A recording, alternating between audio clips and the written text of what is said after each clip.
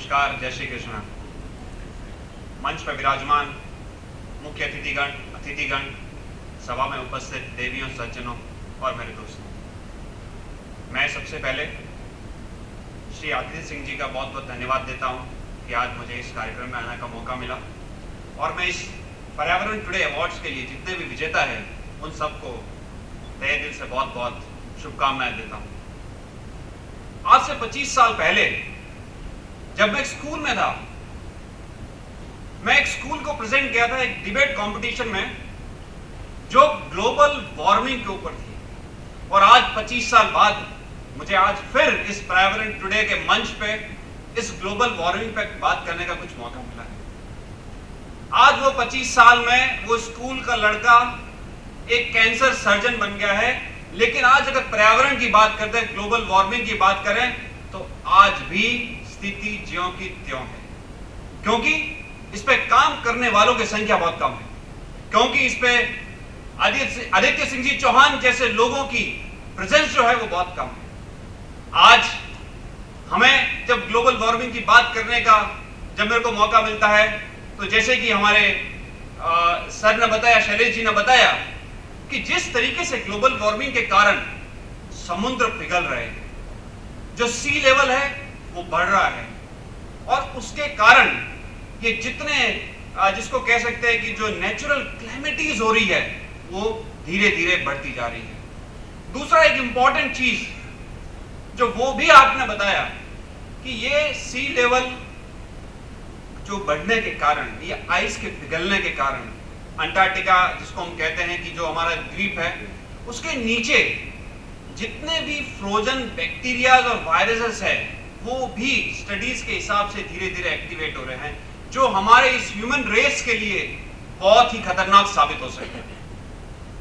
मैं as a cancer surgeon जब अगर आपसे बात करूं कि कैसे हम इस एनवायरनमेंट के, इस पर्यावरण से और स्वास्थ्य का क्या रिश्ता है, तो मैं आपको कहूंगा कि हम आज अगर जिस तरीके से पर्यावरण का बैलेंस बिगड़ रहा है, वैसे वैसे इस अहमदाबाद में अस्पताल भी बढ़ रहे हैं, क्योंकि कहीं ना कहीं इस सब का असर हम सब पे दिखता है।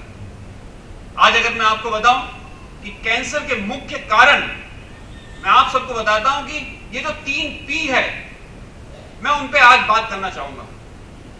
पॉल्यूशन, हम सब वाकिफ है इस वर्ड से, पॉल्यूशन। मैं इसके डिटेल में नहीं जाना चाहता, बिकॉज मैं इंडस्ट्रियल पॉल्यूशन का मुझे इतना नॉलेज नहीं है जो अभी सर बता रहे थे।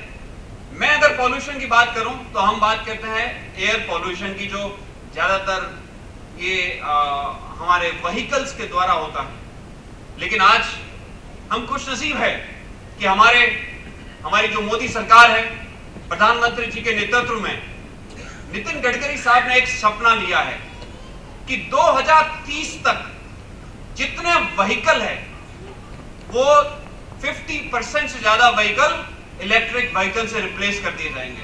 आई थिंक ये एक बहुत बड़ा, जिसको कहते हैं कि लीप साबित होगा, जो हमारे एयर पॉल्यूशन को कम करने में कामयाब रहेगा। दूसरा पी की बात करें तो वो है पेस्टिसाइड्स। जैसा सर ने बताया, आज मुख्य कारण जो है, हम जो एडल्ट्रेटेड फूड खा रहे हैं वो एक कैंसर का बहुत बड़ा मुख्य कारण है। आज से 2 साल पहले टाटा का एक रिसर्च आया कि prevalence of cancer in Indian population. आज मैं आपको बताता हूं कि टाटा के वो रिसर्च के 2 साल पहले टाटा ने रिसर्च में कहा था कि नेक्स्ट 5 इयर्स तक कोई भी, जिसको कहते हैं प्रिवलेंस डिक्रीजिंग ट्रेंड पे नहीं है, जबकि वो इंक्रीजिंग ट्रेंड पे है।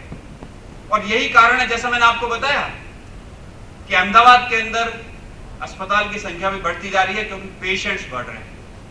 आज अगर इसका मुख्य कारण मैं आपको बताऊं, पेस्टिसाइड्स बहुत सारे फॉर्म्स में, चाहे वो आप ये कह सकते हैं कि जब फसल के अंदर डाल दिए हो, या मैं दूसरा एक पी से एक प्रिजर्वेटिव की बात करता हूं। ये जो प्रिजर्वेटिव जो हमारे पैक्ड फूड के अंदर आते हैं, आजकल एक नया ट्रेंड बन गया है पैक्ड फूड का।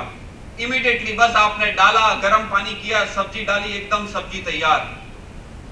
आपको पता भी नहीं होगा कि आप क्या खा रहे हैं, उसके अंदर क्या केमिकल है। मैं आपको बताना चाहूंगा कि उसके अंदर जो प्रिजर्वेटिव होते हैं वो आपके स्वास्थ्य के लिए बहुत हानिकारक है। अरे आप कभी सब्जी बना के 12 घंटे अपने घर में रख के देख लेना, अगर वो खराब नहीं हो तो कैसे 2 दिन 10 दिन 50-50 दिन तक एक सब्जी बना हुई पॉलीथिन के पैकेट के अंदर ठीक रह जाती है? क्या आपने कभी सोचा है? ये सारा खेल केमिकल का, और हम ना चाहते हुए भी हर दिन ये केमिकल अपने आप ये केमिकल खा रहे हैं। और यही कारण है कि हम अपने स्वास्थ्य से खिलवाड़ कर रहे हैं। आज जब बात करें कैंसर की, हम ये कैंसर से लड़ने के लिए हमारी जो एक संस्था है Asian head and neck cancer foundation जो है, हम गुजरात के अंदर बहुत काम कर रहे हैं। इस वक्त हम एक गुजरात गवर्नमेंट के साथ में सुरेंद्र नगर का एक हमने प्रोजेक्ट लिया हुआ है, जिसमें हम हर पीएचसी पे, हर सीएचसी पीएचसी पे लोगों को जागरूक कर रहे हैं। कैंसर कभी रातों रात नहीं होता है। अगर मैं आपको मुंह और गले के कैंसर की बात करूं, गुजरात के अंदर 30% से ज्यादा तो टोटल नंबर ऑफ कैंसर में वो मुंह और गले के कैंसर। और इसका कारण शायद मुझे बताने की भी जरूरत भी नहीं है, क्योंकि आप सब लोग उस बात से वाकिफ हैं। मसाला जो गुजरात की स्पेशली स्वराज साइड में बहुत उसका प्रचलन तेज है, इसीलिए हमने ये बेड़ा उठाया कि हम गुजरात के अंदर काम करेंगे और लोगों को जागरूक करेंगे। हमारा काम लोगों तक पहुंचना, उनको जागरूक करना और कैंसर को जितना जल्दी से जल्दी स्टेज पे डायग्नोज करना, वही हमारी एक बहुत बड़ी मुहिम है। क्योंकि हम कैंसर को, स्टेज 4 के कैंसर को किसी भी टेक्नोलॉजी को ले आओ, अच्छे से अच्छे डॉक्टर को भी ले आओ, तो भी स्टेज 4 के एक कैंसर पेशेंट की ठीक होने की संभावना कि 5 साल तक उसको कोई तकलीफ नहीं होगी, वो मात्र 10% है। इसीलिए इस कैंसर का अगर कोई ट्रीटमेंट की बात करें तो मैं 2 ही एस्पेक्ट्स कहता हूं। एक तो इसका बचाव ही इलाज है, और दूसरा कि जितना जल्द इसका डायग्नोसिस हो उतना ही हम जल्दी इस बीमारी से निकल सकते हैं। तो जिस तरीके से ये पर्यावरण का और हमारी लाइफस्टाइल का जो चेंज हो रहा है, जैसे कि अभी सर ने बताया, lifestyle it is very very important and it is very important for prevention of cancer. और हम ये जो मिशन लाइफ का जो एक प्रोजेक्ट चल रहा है, उसके अंदर मैं भी तहे दिल से इसका स्वागत करता हूं, और मैं आपसे वादा करता हूं कि मैं इस मिशन से जुड़ूंगा और ज्यादा से ज्यादा लोगों को इसके प्रति मैं जागरूक भी करूंगा, ताकि हम ये लाइफस्टाइल चेंज करके, आज मुझसे कोई पेशेंट बोलता है कि साहब मेरे को कुछ ऐसी दवाई दो जिससे मुझे वापस बीमारी नहीं हो।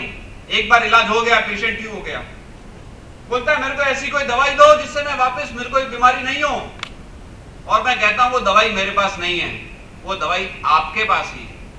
बोला साहब मेरे पास है, ऐसी क्या दवाई है? वो दवाई ये है कि आपको अपना लाइफस्टाइल चेंज करना होगा। आपने जो अपने स्वास्थ्य के साथ इतने टाइम में खिलवाड़ किया है, वो खिलवाड़ अब आपको बंद करना होगा। और ये लाइफस्टाइल चेंज बहुत छोटी बात लगती है, लेकिन उसने लंदन जैसे शहरों में इसका एक इंपैक्ट किया है। वो मैं चाहता हूं कि वो इंपैक्ट हमारे गांव, छोटे से छोटे गांव तक भी पहुंचे। और मैं बहुत ज्यादा समय नहीं लेते हुए आप सबसे गुजारिश करता हूं कि हम सब इस एनवायरनमेंट के प्रति अपना अपना दायित्व निभाएं। हम इस एनवायरनमेंट के इको के बैलेंस को करने के लिए हम अपने साथ साथ अपने साथ वाले लोगों को भी इसके प्रति जागरूक करें। और मोदी जी के सपने को कि 2047 तक हम एक विकसित देश बने, इसके लिए मैं आप सबका योगदान चाहूंगा।